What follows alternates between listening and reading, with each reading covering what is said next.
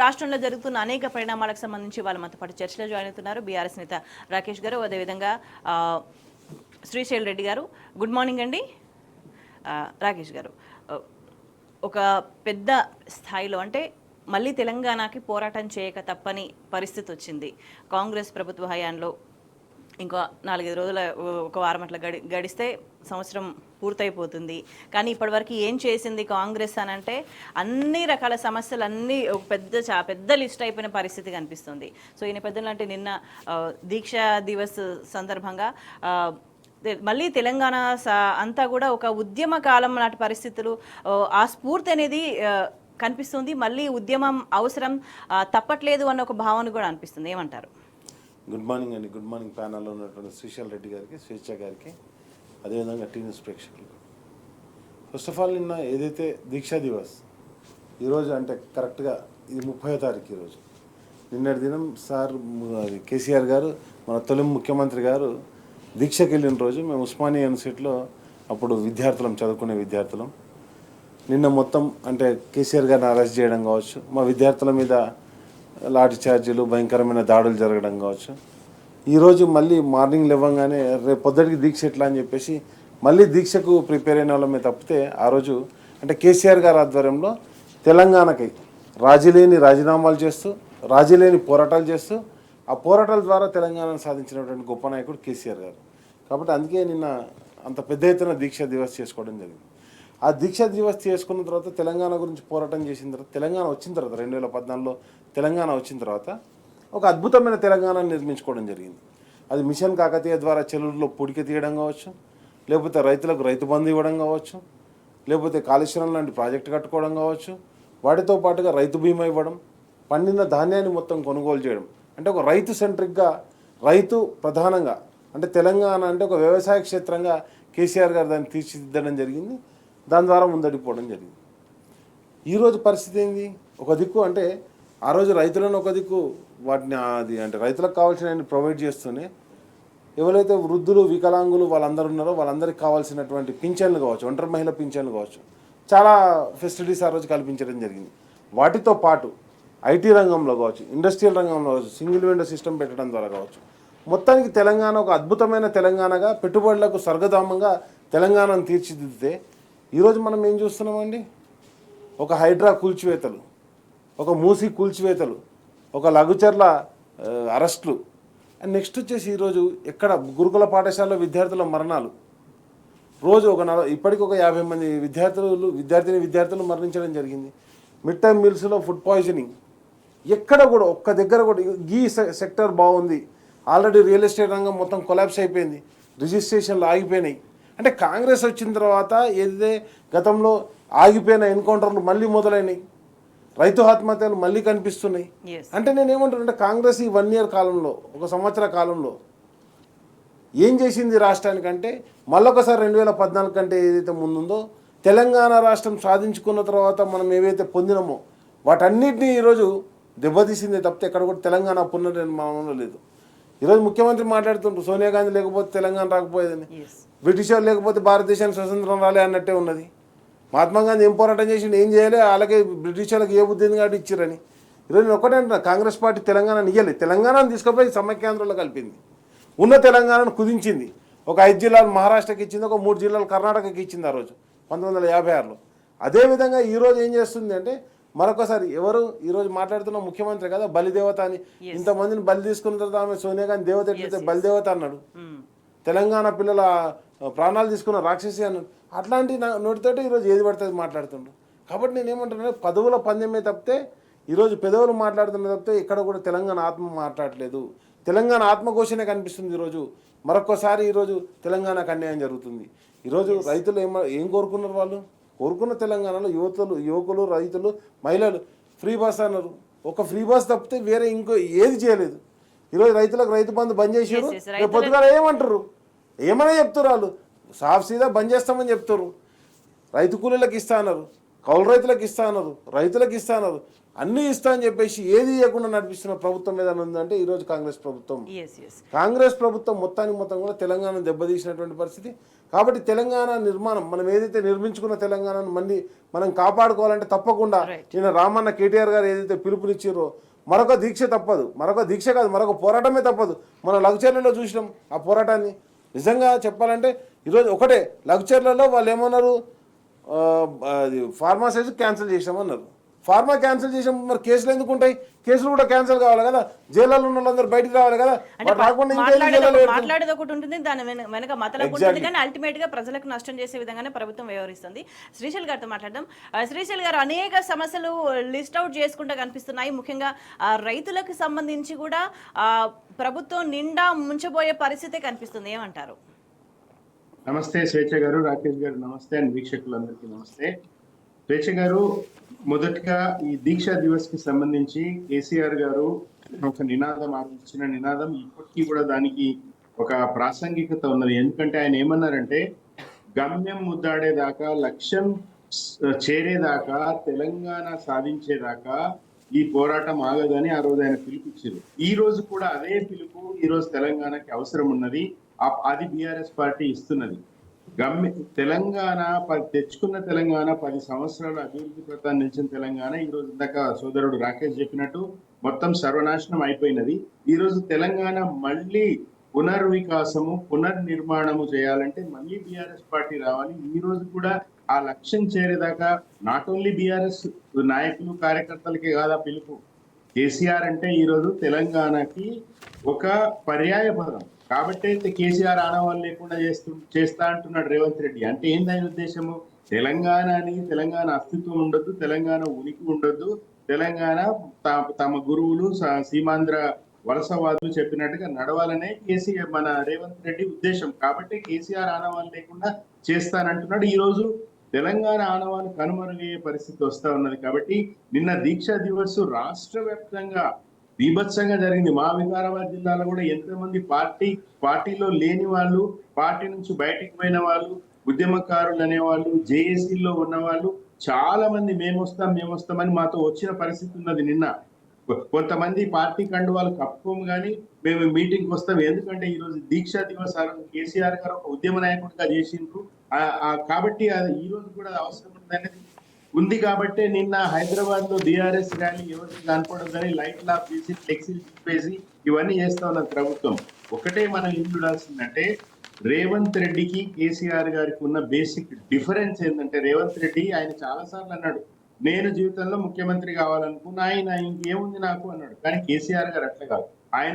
ఆయన ఇప్పుడు కాదు, 1990 ప్రాంతంలోనే ఆయన సెంటర్ ఫర్ సబార్డినేట్ స్టడీస్ పెట్టి ఈ దేశంలోని బహుజన జీవితాలను అధ్యయనం చేసిండు. ఆయన ఆ రోజు దగాపడ్డ తెలంగాణకు సంబంధించిన వాటిలో ఆయన ఆ వ్యాసాలు, ఆ సంకలనాలు ప్రతి క్షుణ్ణంగా చదివి వేలాది పేజీలు అధ్యయనం చేసి లక్షలాది గంటలు ఆయన కూర్చుని ఆయన ఎప్పుడు నేను ముఖ్యమంత్రి కావాలని అనుకునేది ఈ రోజు కూడా అనుకోవడం లేదు. ఆయన పర్పస్ ముఖ్యమంత్రి కావడం కాదు, పర్పస్ తెలంగాణ దేశంలో మేటిగా నిలబడడం, దానికోసము అధికారం తప్ప అధికారం కోసం కాదు. అది బేసిక్ డిఫరెన్స్ బిట్వీన్ కేసీఆర్ గారు అండ్ రేవంత్ రెడ్డి. మన దురదృష్టం ఏంటంటే వాళ్ళిద్దరిని ఏదో రకంగా పోల్చే పరిస్థితి ఆయనకి ఈరోజు సీఎం హోదా ఉంది కాబట్టి మాట్లాడుతుంది తప్ప, అదర్వైజ్ రేవంత్ రెడ్డి అనేవాడు ఒక పొలిటికల్ బ్యాంక్రప్ట్. స్వేచ్ఛ గారు, దానికంటే ఇంకొక ఇచ్చిన పదం నేను వాడడానికి సిద్ధంగా. రైట్. ఏ విధంగా చూసినా ప్రజల్ని మభ్యపెట్టి మోసం చేసే విధంగానే ప్రభుత్వ చర్యలు కనిపిస్తున్నాయి. రాకేష్ గారు, ప్రభుత్వం రైతులని ఎట్లా మోసం చేస్తుంది? భూములకు సంబంధించి, లగచర్లకు సంబంధించి డెసిషనే చూస్తే కనుక వెనక్కు తగ్గినమనే ఒక మాట కనిపిస్తున్నా కూడా మనం ఇక్కడ క్లియర్గా చూడొచ్చు, ఫార్మా విలేజ్ పై వెనక్కు తగ్గింది కానీ ఇండస్ట్రియల్ పార్క్ ఏర్పాటుకు సన్నద్ధమని చెప్పేసి మాట్లాడుతున్న సిచ్యువేషన్. ఏదేమైనా సరే భూములు లాక్కుంటామనేది స్పష్టం, కానీ వెనక్కు తగ్గినమనే మాట ప్రజలు మభ్యపెట్టడానికి, రైతులు అక్కడ వాళ్ళని మభ్యపెట్టడానికి, అందరినీ మభ్యపెట్టడానికి, కానీ రైతుల నుంచి భూములు లాక్కునేది మాత్రం ఆ విషయంలో వెనక్కి తగ్గట్లేదు. ఎట్లా చూడాలి? ఒకటే అంటే అది కొట్టి గుంజుకుంటుంది, గుంజుకొని కొడుతుంది. అట్లనే ఈరోజు ప్రజల్ని ఏంటంటే రైతుల దగ్గర నుంచి అలా ఫార్మా స్టేజ్ల గురించి భూములు లాక్కునేటువంటి భూములు అది పెట్టింది వాళ్ళ అల్లుని గురించి అని ఎప్పుడైతే బయటపడ్డదో వెంటనే దాన్ని క్యాన్సిల్ చేస్తున్నాం అన్నారు. అదే క్రమంలో లగచర్లలో ఎప్పుడైతే ఈయన ఇండస్ట్రియల్ జోన్ క్యాన్సిల్ చేస్తా అన్నాడు, మరి కొడంగల్లో అదాని కంపెనీకి ఇచ్చినటువంటి అగ్రిమెంట్ కూడా క్యాన్సిల్ చేసుకున్నాం. అంటే ఎవరికి తెలియదు ఇంతవరకు, వాళ్ళే చెప్పారు, కాంగ్రెస్ వాళ్ళే చెప్పారు. అదానికి ఏమేమి ఇచ్చారు అంటే కొడంగల్లో జాగిచ్చిన, రామన్నపేటలో జాగిచ్చిన, ముచ్చెర్లలో జాగిచ్చిన, అంటే ప్రతి ఒక్కటి కూడా నేనేమంటున్నా అంటే 100 కోట్ల అదాని దగ్గర నుంచి తీసుకున్న, ఓల్డ్ సిటీ మొత్తం ఎలక్ట్రికల్ బిల్ అంతా అదానికి అప్పచెప్పిన. ఇక్కడ బీజేపీ కాంగ్రెస్ రెండు కలిసి ఆడుతున్నటువంటి ఆటగా మనం ఇక్కడ గమనించవచ్చు. ఎందుకంటే రెండు జాతీయ పార్టీలు అయితే నువ్వు ఉండాలి లేకపోతే నేను ఉండాలనే విధంగానే ముందుకు పోతారు తప్పితే మొత్తానికి మొత్తం కూడా మాట్లాడుతున్నారు కూడా ఆ విషయంలో మనం చూస్తున్నాం. ఏదైతే రేవంత్ రెడ్డి స్టేట్మెంట్ ఏంటంటే దానికి బండి సంజయ్, రఘునందన్ రావు, మన కొండ విశ్వేశ్వరరెడ్డి వీళ్ళందరూ ఉరికొచ్చేసారు సపోర్ట్గా. కాంగ్రెస్ వాళ్ళ కంటే ముందు బీజేపీ వాళ్ళు స్టేట్మెంట్లు ఇస్తారు. కాబట్టి నేను ఏమంటున్నా అంటే స్టేట్మెంట్లు ఇవ్వడమే కాదు, ప్రభుత్వ అనుకూల మీడియాలో కూడా వాళ్ళు పేపర్లో రాసుకున్నారు. అంటే పలానా వాళ్ళు మాకు అనుకూలంగా ఉన్నారు, బీజేపీ నుంచి పలానా వాళ్ళు పేర్లు పెట్టి రాసుకున్నారు, న్యూస్ వేసుకున్నారు ఫ్రంట్ పేజ్లో. అండ్ నెక్స్ట్ వచ్చేసి నేను ఏమంటున్నా అంటే ఎంత భయంకరంగా మోసం చేస్తారంటే అంటే లఘుచర్ల రైతులే కాదు, ఈరోజు తెలంగాణ రైతాంగాన్ని మొత్తం ఎట్లా మోసం చేశారంటే 2 లక్షల రుణమాఫీ అని చెప్పారు. ఈరోజు ఒక్కొక్క ఫుల్ పేజీ యాడ్లు ఇచ్చారు పేపర్లలో, కొన్ని పేపర్లలో వాళ్ళకి అనుకూల పత్రికలలో. ఆ పత్రికలలో ఇచ్చినప్పుడు మనం చదివితే ఫస్ట్ వాళ్ళు గవర్నమెంట్ అంటే రాకముందు ఏం చెప్పారు, 50,000 కోట్లు 40,000 కోట్లు అన్నారు. గవర్నమెంట్ అంటే ఫస్ట్ 50,000 కోట్లు అన్నారు. ప్రభుత్వం రాగానే ఎంత ఉన్నాయి మేము లెక్కలు మొత్తం తెలిసిన 39,000 కోట్లు, 39,800 కోట్లు ఉన్నాయని చెప్పారు. అయిపోయింది. మళ్ళీ దాని తర్వాత ఏమైంది, దాన్ని 32 కోట్లకు తీసుకొచ్చారు. 32 కోట్ల నుంచి ఈరోజు ఎంత ఇచ్చిర్రా అంటే డైరెక్ట్గా వాళ్ళు ఇచ్చిన యాడ్లనే చూస్తే మనకు 2 లక్షల రుణమాఫీ 18,000 కోట్లకు తీసుకొచ్చారు. 18,000 కోట్లకు నేను ఒకటే మాట చెప్తున్నా, కేసీఆర్ గారి ప్రభుత్వం ఉన్నప్పుడు ఫస్ట్ విడత 16,000 కోట్లు, ₹1,00,000 వరకు రుణమాఫీ జరిగింది. సెకండ్ విడతకు వచ్చేసరికి 19,000 కోట్లు ఉంటే దానికేంచి ఒక 13,000 కోట్లు మాఫీ జరగడం జరిగింది.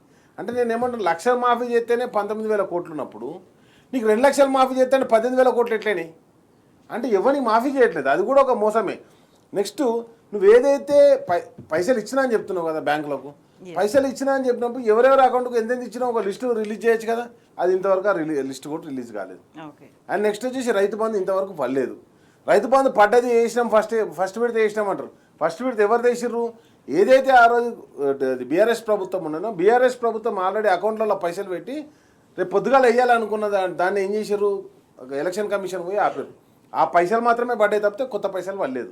అంటే దీనికి సంబంధించి తుమ్మల ఏం మాట్లాడిండు అదంతా ఒక పెద్ద సీరియల్ లాగా తయారయ్యే పరిస్థితి కనిపిస్తుంది. ఒకసారి శ్రీశైల్ గారితో మాట్లాడదాం. శ్రీశైల్ గారు, ఏదేమైనా సరే దోపిడీ తప్పదు, మేము మాటలు ఏది చెప్పినా కూడా మేము చేయాల్సింది చేస్తాము వెనక నుంచి అనే విధంగానే వైఖరి కనిపిస్తుంది. అంటే ఒక వ్యవస్థ అంతా కూడా కొలాప్స్ అయిపోయిన సిచ్యువేషన్ కనిపిస్తుంది అనుకోవాలా?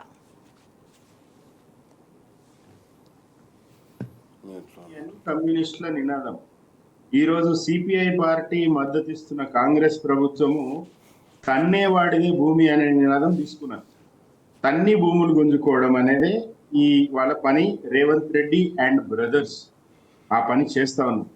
ఇప్పుడు భూమి విషయానికి, రైతుల విషయానికి వస్తే ఒక 2 నిమిషాలు నాకు సమయం ఇవ్వండి. ఒకటి, ఈ లగచర్లకు సంబంధించిన భూసేకరణ ఉపసంహరణ అనేది అదొక పెద్ద డ్రామా. అది ఎందుకు డ్రామా అంటే, ఇప్పుడు లగచర్లలోనూ పోలేపల్లిలోనూ ఉపసంహరణ చేసిరు, కానీ హకీంపేటది ఇంకా మొత్తం వాళ్ళు ఫార్మా సిటీ కానీ లేదా ఇప్పుడు పేరు మార్చి ఇండస్ట్రియల్ కారిడార్ అంటున్నారు. ఏదైనా కూడా 1360 ఎకరాలు సేకరించాలని.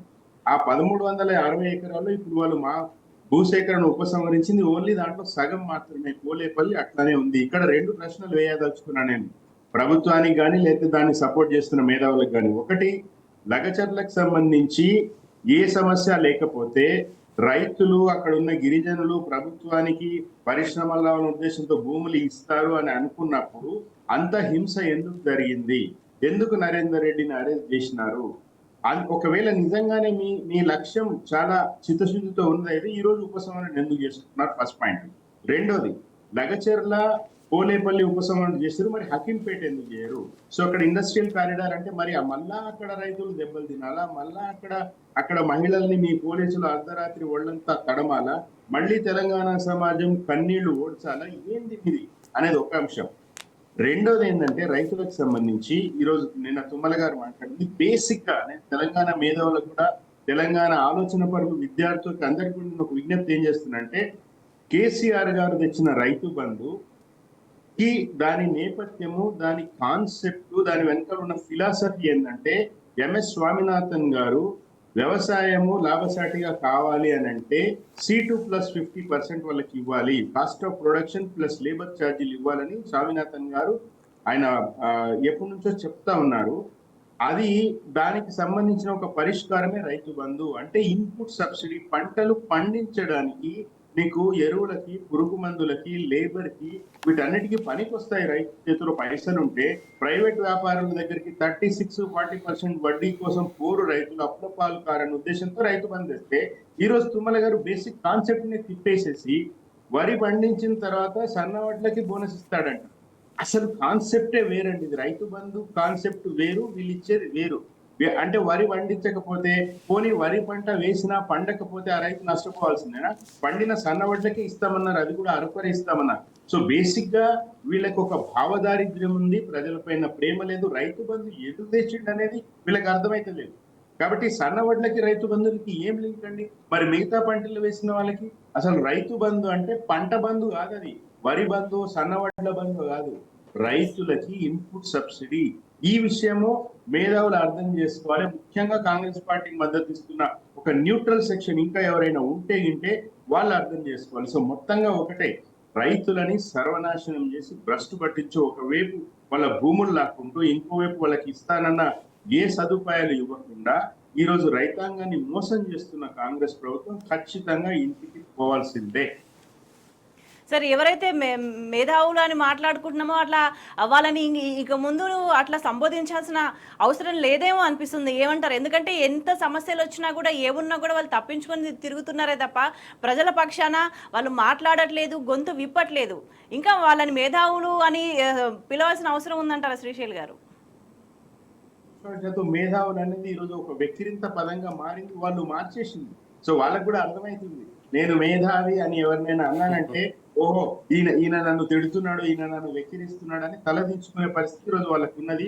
అది దౌర్భాగ్యము, దురదృష్టకరం. అట్లా చేసిండ్రు. ఈ రోజు మొత్తం కల్చర్ అంతా కూడా సర్వనాశనం అయిపోయింది. సొసైటీ. ఎస్ రాకేష్ గారు, తుమ్మల ఎటువంటి వ్యాఖ్యలు చేసిండ్రు?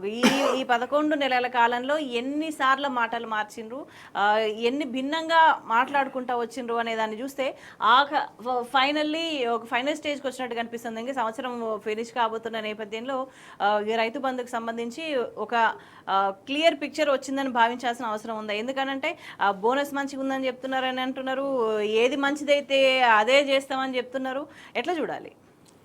ఒకటి, ఇప్పటి వరకు అంటే తుమ్మల గారు మాట్లాడినా, లేకపోతే రేవంత్ రెడ్డి గారు మాట్లాడినా, ముఖ్యమంత్రి మాట్లాడినా, ఏ మంత్రి మాట్లాడినా, ఆర్థిక శాఖ మంత్రి మాట్లాడినా, అంటే సివిల్ సప్లై మంత్రి ఇంతవరకు కూడా మాట్లాడలేదు ఉత్తమ్ కుమార్ రెడ్డి గారు. నేనేమంటున్నానంటే మొత్తం అసలు ఈ 3 క్రాప్లు వచ్చినాయండి ఇప్పటికి తెలంగాణ, అంటే కాంగ్రెస్ పార్టీ వచ్చినప్పటి నుంచి ఈ 1 ఇయర్ కాలంలో. ఆ రైతు బంధు పైసలు అయితే కేసీఆర్ గారి పైసలే, అది 80% కేసీఆర్ ప్రభుత్వం పైసలే తప్పితే, బీఆర్ఎస్ ప్రభుత్వం పైసలే తప్పితే కాంగ్రెస్ ప్రభుత్వం పైసలు కావు. ఏదైతే వాళ్ళు రిలీజ్ చేసినామని చెప్తున్న 7,500 కోట్లు ఏదైతే ఉన్నదో వాటన్నింటిని కూడా మొత్తం కేసీఆర్ గారి ప్రభుత్వమే అవి ఆల్రెడీ బ్యాంకులో పెడితే వాటిని తీసుకొచ్చి వేసారు. కాంగ్రెస్ ప్రభుత్వం వచ్చినప్పటి నుంచి ఒక్కసారి కూడా రైతు బంధు వాళ్ళలేదు. నెంబర్ 1. నెంబర్ 2 వచ్చేసి వాళ్ళు అన్ని వాట్లకు 500 రూపాయల బోనస్ ఇస్తామని చెప్పి దాన్ని సన్న వాట్లకు తీసుకొచ్చారు. నెంబర్ 2. నెంబర్ 3 వచ్చేసి నేను ఏమంటున్నా అంటే, ఇప్పుడు ఆ ఇచ్చేటువంటి రైతు బంధు కూడా ఇప్పటివరకు ఇయ్యలే. ఇక రైతులకు దీంతో మస్తు పైసలు వస్తున్నాయి కాబట్టి అది అవసరం లేదనే కాడికి వచ్చారు. అంటే మీన్స్ దాన్ని ఏంది, కంప్లీట్గా రైతు బంధు అనేది ఇయ్యము అని చెప్పేసి వాళ్ళు డిక్లేర్ చేసినటువంటి పరిస్థితి. కాబట్టి మనం ఇక్కడ గమనించాల్సింది ఏంటంటే, తుమ్మల గారు మాట్లాడినటువంటి మాటలు ఏవైతే ఉన్నాయో అవన్నీ కూడా మొత్తం ప్రభుత్వంలో జరుగుతున్నటువంటి చర్చనే ఆయన బిఫోర్ దాన్ని డైరెక్ట్ మీడియాకు డిక్లేర్ చేయడం జరుగుతుంది. ఆయన డిక్లేర్ చేసినట్టుగానే జరుగుతుంది. మీరు గమనించలేదు. ఏదైతే రైతు రుణమాఫీ జరుగుతుంది అన్న క్రమంలో రుణమాఫీ అందరికి జరగలేదు. ఎవ్వరు కూడా అది 2 లక్షల కంటే పైన పైసలు కట్టకుర్రి బ్యాంకులకు, కట్టి మళ్ళీ నా ఇంటికాడికి రాకుర్రి అని చెప్పేసి తుమ్మల గారు అన్నారు. ఈరోజు అదే పరిస్థితి ఆల్రెడీ ఏదైతే రైతు రుణమాఫీ జరుగుతుంది, ఇప్పటివరకు జరిగిన వాళ్ళే రైతులు తప్పితే మిగతా వాళ్ళకి ఎవ్వరు కూడా కావని చెప్పేసి స్పష్టంగా వాళ్ళు ఏదైతే కాంగ్రెస్ ప్రభుత్వం ప్రకటించడం జరిగింది. ఎవ్వరు కూడా రుణమాఫీ కాదు, ఆ రుణమాఫీ అవుతుందని చెప్పేసి ఒక భ్రాంతిలో ఏదైతే ఉన్నారో అది 80% కాదు అని చెప్పేసి స్పష్టంగా మనకు ఈరోజు ఇచ్చినటువంటి పేపర్ యాడ్ తోటి మాకు చూస్తే మనకు అర్థమైపోతుంది. 18 లక్షల కోట్లు మాత్రం 18,000 కోట్లు మాత్రమే అది రుణమాఫీ జరుగుతుంది, మిగతాది కాదు అన్నప్పుడు 32 crores ఏదైతే చెప్పారో వాళ్ళు చెప్పినటువంటి లెక్క 80% జరగదు. ఇప్పటివరకు అయినటువంటి ఎవరికైతే కాయిదాలు వచ్చినాయో వాళ్ళకి మాత్రం అవుతుంది, ఇంకెవరికి రుణమాఫీ కాదని స్పష్టంగా తేలిపోయింది. అదే మాట తుమ్మల గారు గతంలో చెప్పారు. ఈరోజు ఏం చెప్పారు, అప్పటికంటే ఎక్కువ పైసలు వస్తున్నాయి కాబట్టి అసలు రైతు బంధు ఎవరు అడుగుతలేరు అన్నారు. కాబట్టి రైతు బంధు కూడా బంద్ అవుతుంది. ఓకే. అండ్ నెక్స్ట్ వచ్చేసి ప్రతి పంటకు వాళ్ళు రైతు డిక్లరేషన్ ఏం చెప్పారు, ప్రతి పంటకు 500 రూపాయల బోనస్, క్వింటా మీద 500 బోనస్ ఇస్తాను. ప్రతి పంటకు పోయింది, మొత్తం వాటిలోకి పోయింది, సన్నాల కాడికి తీసుకొచ్చారు. కాబట్టి ఇక మొత్తం మనం గమనించాల్సింది ఏంటంటే కాంగ్రెస్ పార్టీ ఇచ్చినటువంటి హామీలు ఏవైతే ఉన్నాయో, ఓట్లు పడ్డాయి, మేము గవర్నమెంట్కి వచ్చినాం, ప్రజలతో ఏం సంబంధం, వాళ్ళకి ఇచ్చిన మాటతో ఏం సంబంధం, వాటితో ఏమీ సంబంధం లేదని చెప్పేసి వాళ్ళు ముందుకు పోతారు. మనం చూస్తే రైతులనే కాదు, వృద్ధులను, వికలాంగులను, ఒంటరి మహిళలను అందరినీ మోసం చేశారు. 4000 పెన్షన్ చేస్తా అన్నారు, గదే 2000 నడుస్తుంది. అండ్ నెక్స్ట్ వచ్చేసి తులం బంగారం ఇస్తా అన్నారు, ఏది షాది ముబారక్ కళ్యాణ లక్ష్మి, అది బంద్ చేసిర్రు. అంటే నేను ఇంకోటి ఏంటంటే ఇప్పుడు కొత్తగా జరగబోతుంది ఏంటంటే, ఆల్రెడీ ఏదైతే ఫీజు రియంబర్స్మెంట్ ఉందో కాంగ్రెస్ ప్రవేశపెట్టిన అది రాజశేఖర రెడ్డి ఉన్నప్పుడు ప్రవేశపెట్టింది. కానీ కేసీఆర్ గారు మంచి పథకం అని చెప్పేసి ఆరోగ్యశ్రీ ఒకటి, ఫీజు రియంబర్స్మెంట్ ఒకటి, 2 పథకాలను కంటిన్యూ చేయడం జరిగింది. ఆ 2 పథకాలు అంటే ఈరోజు ఆల్రెడీ ఆరోగ్యశ్రీ బంద్ అయిపోయింది, అది ఫీజు రియంబర్స్మెంట్ కూడా బంద్ అయిపోతుంది. కాబట్టి నేను ఏమంటున్నానంటే కాంగ్రెస్ పార్టీ మొత్తం పేద ప్రజల్ని మోసం చేసే దిశగా మనం పోతుంది. కాబట్టి ఒకటే ప్రజలందరూ గమనిస్తున్నారు, ఇంకా ఎన్ని మోసాలు చేస్తాం, ఈ 4 ఏళ్లలో ఎన్ని మోసాలు భరించాలని చెప్పేసి ప్రజలు కూడా మదన పడుతున్నటువంటి పరిస్థితిలో ఉందండి. అంటే వాస్తవ పరిస్థితి ఒకలాగుంటుంది, కానీ అనుకూల మీడియాలో చేసుకునే పబ్లిసిటీ ఇంకొకలాగుంటుంది. అంటే ఏదైతే పబ్లిసిటీ చేసుకుంటున్నారో ఇదే ప్రభుత్వ పనితీరు అని చూపించుకునే ప్రయత్నం చేస్తుందా ప్రభుత్వం? నేనేమంటున్నానంటే మీడియా ఏం ప్రచారం చేసినా గ్రామాల్లో జరుగుతున్న నిజాలు అయితే ప్రజలకు తెలుసు కదా. ఇప్పుడు కరెంట్ పోతలేదు అంటారు, అంటే ప్రజలు ఏం మాట్లాడుకున్నారు, వాస్తవం ఏముందని దాంతో ప్రభుత్వానికి సంబంధం లేదు, మేము ఏం చెప్పుకుంటున్నామో అదే అన్నట్టుగా వ్యవహరిస్తుందా? నేను ఒకటే చెప్తున్నా, అందుకే నేను అంటున్నా, ఇప్పటి వరకు వడ్లు అంతటా కూడా ఇస్తలేదు, తరుగు తీస్తుర్రు. ఆల్రెడీ గ్రామాలలో తరుగు తీస్తుర్రు, క్వింటాకు 2 నుంచి 5 కిలోల తరుగు తీస్తూనే ఉన్నారు. అదేమనంటే బస్తా వెయిట్ అంటారు, లేకపోతే ఇంకోటి అంటారు, అది అంటారు. ఆల్రెడీ మ్యాక్చర్ కంపల్సరీ 17 ఉండాలని చెప్తారు, 17 ఉండగా మళ్ళీ తరుగు తీస్తారు. కాబట్టి నేను ఏమంటున్నానంటే ఆల్రెడీ గ్రామాలలో పరిస్థితి ప్రాబ్లం ఫేస్ చేస్తారు. ఇంకోటి ఏంటంటే చాలామంది చేస్తారేమో, ఫస్ట్ సంవత్సరమే కదా చేస్తారేమో అని నమ్మకంతో ఉండే ఇవాళ వాళ్ళ పేపర్ యాడ్ తోటి, నేను పేపర్ స్టేట్మెంట్ కాదు, వాళ్ళు ఇచ్చిన పేపర్ యాడ్ తోటి అఫీషియల్గా ప్రభుత్వం ఇచ్చినటువంటి యాడ్, అది కాంగ్రెస్ పార్టీ డాష్ మీద మాట్లాడిన మాటలు కాదు. 18,000 కోట్ల రుణమాఫీ చేస్తా అంటే 2 లక్షల రుణమాఫీ కాదు, ఇక అందరు రైతులకు కాదు. ఏదైతే 2 లక్షల రుణమాఫీ కావాల్సినటువంటి 50 లక్షల మంది రైతులు ఉన్నారో వాళ్ళు ఎవరికి కూడా కాదు. ఆల్రెడీ ఇప్పటివరకు ఏవైతే అవుతుంది అని చెప్పేసి అన్నారో అంతకు మాత్రం అయితే ఇంకా కాదు, ఆల్రెడీ అది క్లారిటీ వచ్చేసింది. నెక్స్ట్ వచ్చేసి నేను ఏమంటున్నా అంటే ఈరోజు డైరెక్ట్గా తుమ్మల గారు ఒక మంత్రే కదా, ఆయన నేను డాష్ మీదనే మాట్లాడిండు, ఎవరికో పర్సనల్గా చెప్పలే.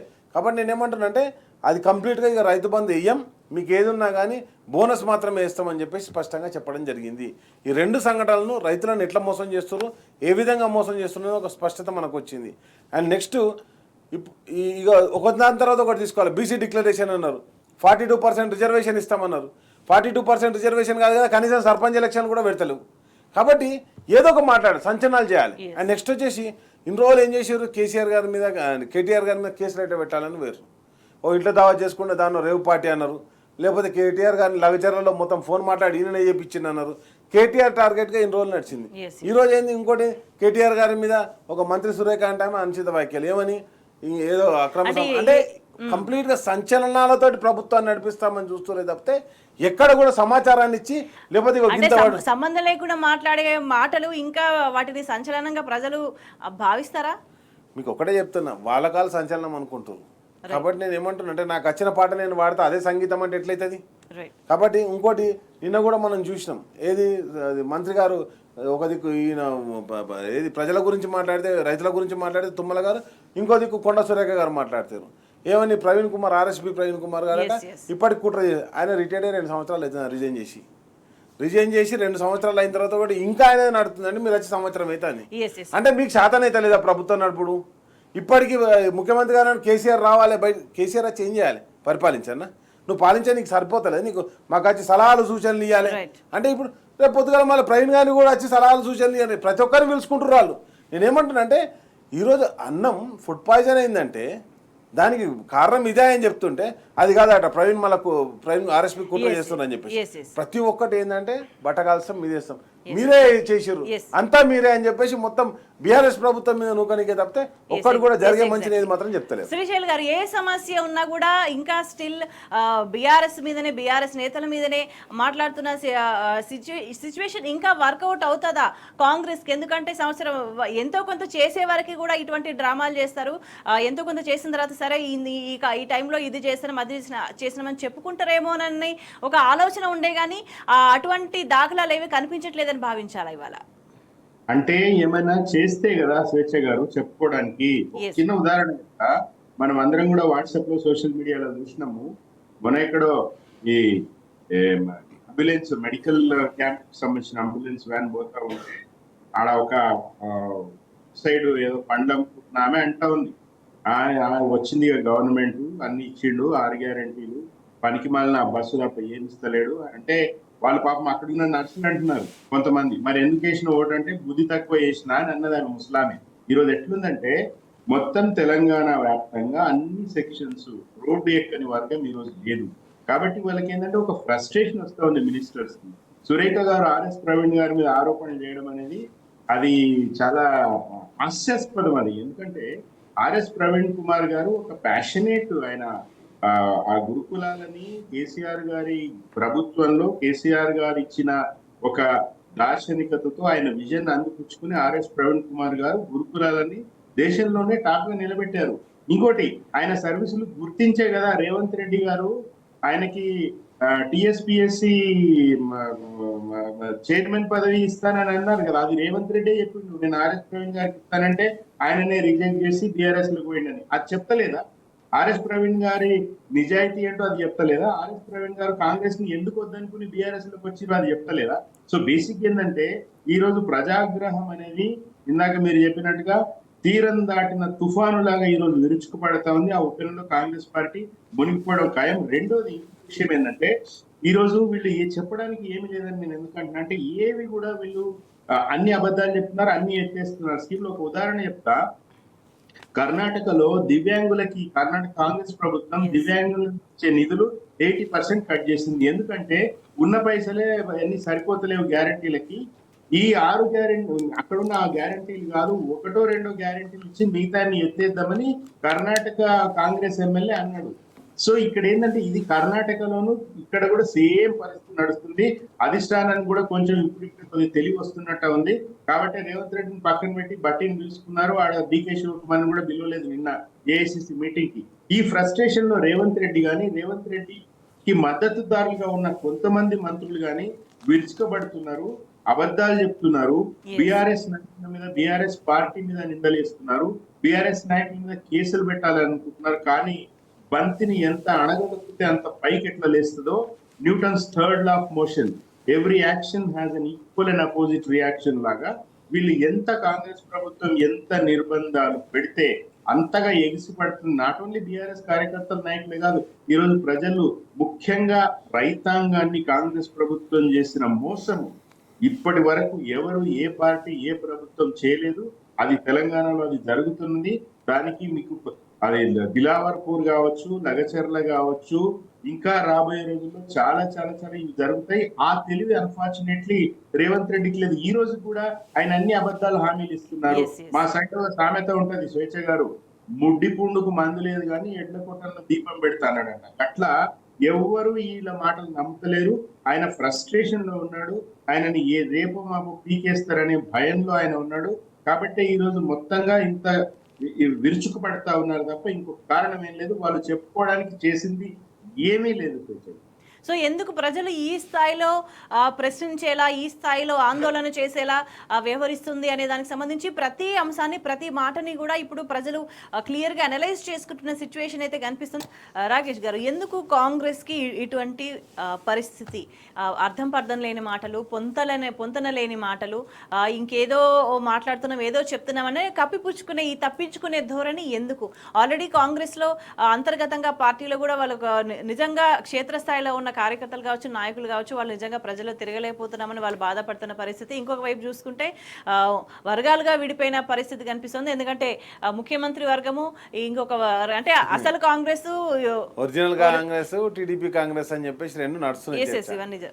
అయితే ఒకటండి ప్రధానంగా ఇప్పుడు ఏమంటే వాళ్ళు నోటికి ఏది వస్తే అది ప్రామిసులు చేశారు. అందుకే కదా ఈ కర్ణాటకలో తెలంగాణలో జరిగినటువంటి నష్టాన్ని వాళ్ళు హర్యానాలో ఫేస్ చేయడం జరిగింది, అదేవిధంగా మహారాష్ట్రలో ఫేస్ చేయడం జరిగింది. మహారాష్ట్రలో హర్యానాలో కూడా ఇవే మాటలు చెప్పడానికి వేరు. కానీ చెప్పినప్పుడు మహారాష్ట్రలో ఏమైంది, మహారాష్ట్రకు కొద్దిగా కర్ణాటక అనుకుని ఉంటుంది, కొద్దిగా తెలంగాణ అనుకుని ఉంటుంది. రెండు రాష్ట్రాల పరిస్థితి చూసారు. వాళ్ళు ఇచ్చినటువంటి ఏ హామీ అమలు చేయలేనటువంటి పరిస్థితి. కాంగ్రెస్ పార్టీ జూటా మాటలు చెప్తుంది, గవర్నమెంట్ అంటే కుర్చీ ఎక్కడానికి ప్రయత్నమే తప్పితే ప్రజల గురించి పట్టించుకోదన్న విషయం ప్రజలకు స్పష్టమే కదా. మహారాష్ట్రలో కరకాల్చి వాత పెట్టిర్రు వాళ్ళకు.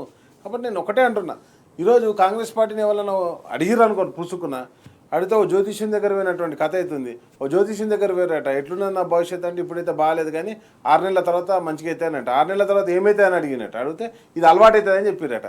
అట్లనే కాంగ్రెస్ ప్రభుత్వంలో ఇది మీకు అలవాటు అవుతుంది, ఏమి ఇయ్యం మేము, ఇక రైతు బంధు ఇయ్యం, ఏమి ఇయ్యం, ఏ ఆ పథకం కూడా అమలు చేయం, కానీ మీకు అలవాటు అయిపోతుంది. ఆల్రెడీ ఒక మంత్ ఏం చేశారు, వృద్ధుల పింఛన్లు కూడా ఎక్కుకొట్టిర్రు. ఆల్రెడీ గవర్నమెంట్ హాస్పిటల్ మందులు దొరకనటువంటి పరిస్థితి, గురుకుల పాఠశాలలలో ఫుడ్ మంచిగా లేనటువంటి పరిస్థితి, రైతులకు రైతు బంధు లేనటువంటి పరిస్థితి. అసలు మీరు ఏం అమలు చేస్తారంటే వాళ్ళ దగ్గర ఏం సమాధానం లేదు. మేము అన్నీ చేస్తామంటారు. ప్రభుత్వం రాగానే వాళ్ళంతా ఏం చేసారు, ప్రజాపాలన అని చెప్పేసి అందరి దగ్గర అప్లికేషన్లు తీసుకున్నారు. రేషన్ కార్డులు ఇస్తాం, పింఛన్లు ఇస్తాం, ఇల్లు లేని వాళ్ళకి ఇల్లు ఇస్తాం, అన్ని అప్లికేషన్లు తీసుకున్నారు. ఒక్కొక్క కాడ 5 కిలోమీటర్లు నిలబడి ప్రజలందరూ అప్లికేషన్లు ఇచ్చారు. కాంగ్రెస్ పార్టీ నాయకులు దాంట్లో కూడా పైరవీలు చేశారు. కాంగ్రెస్ పార్టీ అంటేనే పైరవీల పార్టీ. కేసీఆర్ గారు ఈ పైరవీకారు వ్యవస్థ ఉండొద్దని చెప్పేసి రైతుకు డైరెక్ట్గా రైతు బంధు ఆయన అకౌంట్లోకి వేసిండు. అదేవిధంగా రైతు బీమా కూడా ఆల్రెడీ వాళ్ళ అకౌంట్లోకి వేసాడు. ఎక్కడ కూడా పైరవీ లేనటువంటి పరిస్థితి. ఈరోజు ఏంటంటే కాంగ్రెస్ నాయకుల చుట్టూ ఇంటి చుట్టూ తిరగాలని చెప్పేసి అదొక కుట్ర నడుస్తుంది. కాబట్టి ఆల్రెడీ నేను ఏమని చెప్తున్నానంటే కాంగ్రెస్ పార్టీ ఏది చేయదు, చేస్తానన్న నమ్మకం కూడా ప్రజలకు పెట్టుకోవద్దని విజ్ఞప్తి చేస్తున్నా. అన్నయ్యగా చేయదని చెప్పినప్పుడు వాళ్ళని ఎందుకు అడగాలని అంటారు, కానీ ప్రశ్నిస్తూనే ఉన్నారు.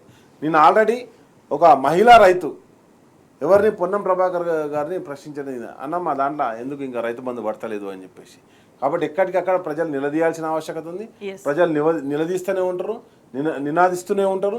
తప్పకుండా తెలంగాణ కల్చర్ ఏంటంటే పోరాటం.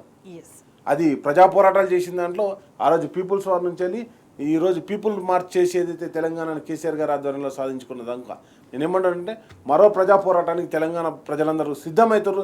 నిన్న రామన్న పిలుపునిచ్చారు. మీరు గమనించండి, కేటీఆర్ దగ్గరికి అంటే ఈరోజు ఏ అన్యాయం జరిగినా కానీ కేటీఆర్ దగ్గరికి వస్తారు. రోజు భవన్లో ప్రతిరోజు అంటే లీగల్ సెల్కి అయితే అసలు సమయం కూడా దొరుకుతలేదు, అంత లీగల్ సెల్ పనిచేస్తుంది. ఎందుకు అంటే మమ్మల్ని ఆదుకునే వాళ్ళు ఎవరు ఉన్నారంటే మా కష్టానికి సమాధానం ఎక్కడ దొరుకుతుంది అంటే తెలంగాణ భవన్ అని చెప్పేసి ఈరోజు ప్రతి ఒక్కరు వస్తారు. కేటీఆర్ గారు వారిని నిన్న చెప్పింది కూడా అదే. కేటీఆర్ గారు ఏమన్నారు, మరొక పోరాటానికి ప్రజా పోరాటానికి మనం సిద్ధం కావాలి.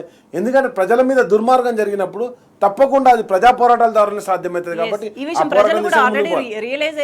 రియలైజ్ కాదు, మంత్రులను నిలదీస్తారు.